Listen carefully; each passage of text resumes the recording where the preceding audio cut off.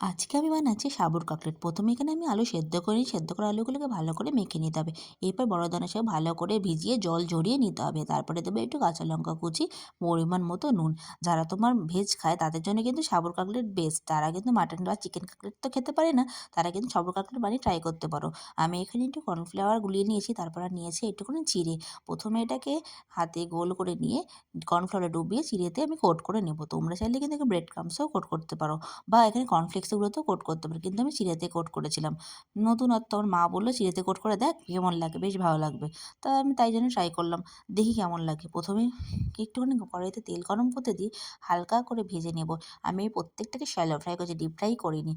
Medium to low ফ্লেমে ভাজবে, high ফ্লেমে দেবে না। হাই ফ্লেমে দিলে না উপরটা পুড়ে যাবে, ক্রাঞ্চি জিনিসটা থাকবে না। আস্তে আস্তে করবে, দেখবে খুব সুন্দর, ভেতরটা বেশ ক্রাঞ্চি হবে।